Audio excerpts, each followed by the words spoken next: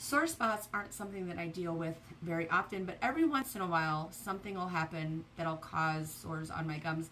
Like maybe a seed will work its way up no matter how well my adhesive holds. Sometimes those little poppy seeds are just, they're evil.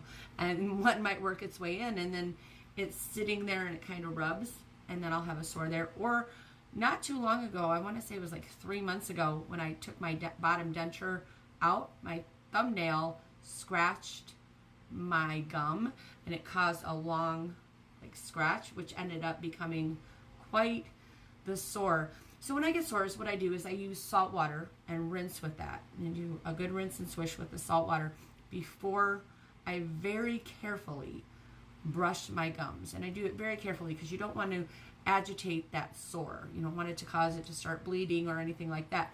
But I do brush very, very gently to clean it after the saltwater rinse. And then I use this mouthwash. This is my preference. It's the Peroxyl. But there are other mouth rinses that have the same properties and do the same thing. I just like the Peroxyl.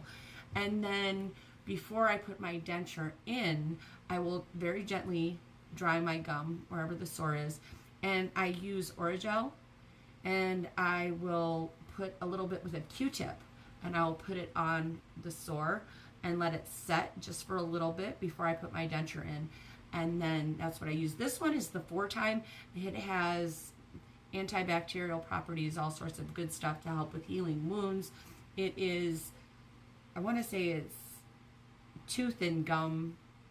Both of those things are on it, so it is intended for gum use.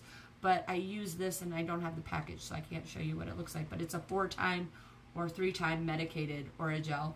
And that's what I use, kind of like putting Neosporin on a wound. So I use the Orajel as the Neosporin. I use the brushing very gently as the cleaning the wound. And then this is like using peroxide. So that's what I do for mouth sores. I have never used cushion grip or anything like that. Honestly, if I try to use cushion grip on my dentures, they are already very snug fitting without anything on them. That's why I use a very thin layer of adhesive. So I spread my adhesive in a thin layer on my denture, and it has to be very thin. If it's too thick, I can feel that my denture isn't sitting really well, so I couldn't use a product like cushion grip or anything because it would lift my denture and it wouldn't fit the way that it does.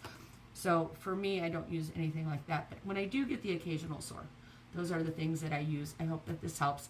Talk to you later. Bye.